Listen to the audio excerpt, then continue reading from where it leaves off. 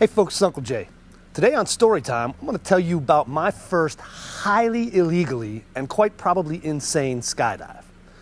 Now, when I was in a group, I had a buddy, little Sammy Thistle, who was insane about skydiving. It's all he wanted to do, 24/7. I swear to God. We'd walk out of a building, the first thing he'd do is look up. If he saw even a piece of blue sky, he'd pick up a rock, drop it, look at you and say, "Gravity still works. Want to go skydiving?" He was relentless. I mean, he's dead now, but I'll tell you, I have his logbook, and the last jump logged was 6,200 and something. All right, that should give you an idea. Now, he and all the other skydiving fanatics I knew, they had all kinds of videotapes. They had all kinds of, tapes of people turning around in the air, holding hands, doing tricks, doing all kinds of stuff. But the ones we really liked to watch were the malfunctions, because that's when the fun begins, is when everything goes to shit. So we'd watch those constantly, and essentially, it's the same kind of thing you'd do if you were in a skydiving training course. So naturally, being the idiots we were, we decided that was probably good enough training for me to go ahead and make my first jump. I mean, hell, I'd see all kinds of accidents in the air. I knew what to do. You start grabbing stuff and pulling things, and eventually a parachute comes up, and you fly it down and land. It's all good. Well, what happens in group is the Halo teams, when they need to school up and practice all their stuff, sometimes they can't get a military aircraft, so they'll rent a civilian one at the local drop zone. And they'll rent it for the whole day. Now, they can't use it the whole day, but they pay for it. So what group does, it lets anybody with a valid skydiving license go ahead on out to the drop zone, and then in between the Halo team's jumps, they'll take up loads of everybody's civilian license and let them play and do their skydiving thing. Well, one of the times that was happening, me and Sammy decided that was the day I was going to make my first jump. So we went through a little bit of talk, and then we just basically hopped in his car, and we're driving out to Kapowsin Drop Zone in Fort Lewis. And it's, I don't know, maybe 20-minute drive out. So on the way out, he's basically teaching me the rest of the things I didn't know yet, but needed to. And at some point, we're going along, and all of a sudden, he hits the gas. Now we're going 90 miles an hour, and he hits those windows on both sides, and he yells, "Door!" He says, "Okay, that's what you're going to hear when we're at altitude and it's about time to jump. I just wanted you to know what it's like. Then you're going to need to get out on the wing and all the rest of it, or out on the strut and all the rest of this stuff."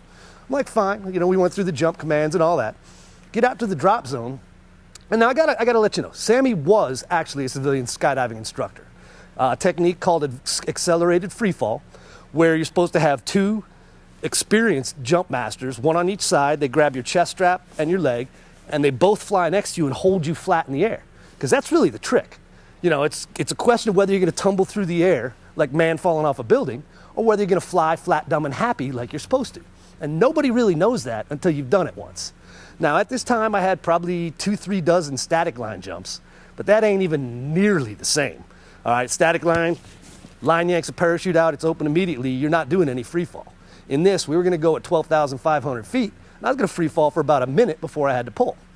Well, we didn't have another instructor who was dumb enough to do this, so it's just me and Sammy. So we're gonna go with half as many instructors as you should, and absolutely no more than hours worth of formal training for me. So we went and got in the harness there at the drop zone, and I went in and went through my emergency procedures, pull this, throw this, unzip this, whatever, all that stuff. So I knew that if my parachute goes to shit or something goes wrong, I pretty much was supposed to pretend I knew what to do. Then we got in the mock aircraft, and I did the door, climbing out on the little thing and holding on, all this. And he's telling me, now here's the deal. We're gonna go like this. It's gonna be ready, set, go. So it's like this, ready, set, go. And remember, no sounds like go. So once we're up in the air, you're going. So at this point, we got to go ahead and get on the aircraft and jump. I'm fitted for my parachute. We're getting ready to go. And Sammy goes over and tells the other two guys who are going to be on the bird, who are legitimately licensed guys, that he and I want to do some two-way relative work. So do they mind if we go out first? Which gives an explanation for why he's going to be holding on to my shit. All right? They're like, yeah, whatever, who cares? So we get up to altitude, climbing up to altitude. And yeah, when he does, the door comes open. And it's going crazy, and I'm looking around, and I'm, at this point, actually legitimately scared shitless. And it comes time to go. So he gives me instructions. I climb out, and I had no idea the wind was that strong, but I grab on the strut, and there's a little plate on the wheel I'm hanging on to, and Sammy's kind of half out of the aircraft holding on to my chest strap and my leg. And he's like, ready, set, go. And at that point, I was just supposed to let go and then let my arms and legs flail in the breeze and keep my pelvis down. And that puts me in a flat position, gets me flying perfectly. We were hoping that was going to happen. Exit goes, I let go, arms flapping, legs flapping. I feel Sammy yank me one time, and I'm flat as a pancake. And as I'm looking straight out ahead, I'm eyeball to eyeball with Mount Rainier. And it was fucking awesome. I will never, ever forget that sight. And I was also pretty happy to be flat.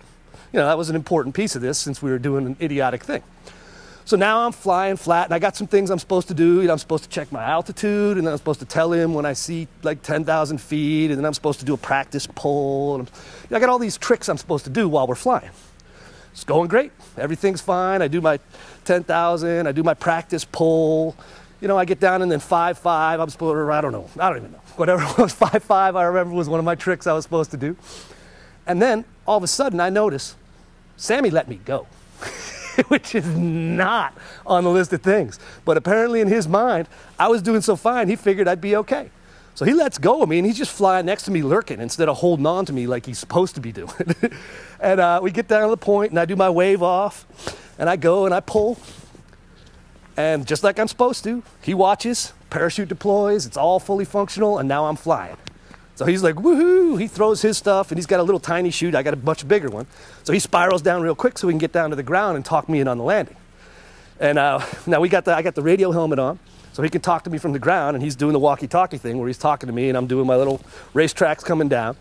And everything's going fine. I'm staying upwind, it's all good. At this point, I'm fucking thrilled to have a fully functional inflated canopy above my head. But I still gotta land that sucker. So I'm flying down, I'm doing my stuff, I'm finally getting ready on final approach. And Sammy actually had what might have been the best piece of advice he's ever given me as far as how to land that sucker softly. He said, when you're coming in, dude, here's what you gotta do. You're on your final leg, you're upwind, you turn downwind, you come back, you turn upwind for landing. Once you turn upwind for landing, do not touch the brakes again until you're on the ground or just above it. And here's how you'll tell when. You gotta be flying full force, coming forward into the wind. And then when you get down to the ground and you're screaming at the ground and looking at it and you're just 100% convinced you're gonna pile drive into the ground and die, do this. Count 1,000 and then go slowly like that. Like, fine. You know, I got no idea. I already followed the rest of his advice and I'm not dead yet. So I follow this, fly around, come on final approach, getting down, and he was right. There comes a point where it looks like you are just gonna auger into the ground like a giant freaking lawn dart. I got to that point, I'm like, oh shit, I'm gonna die.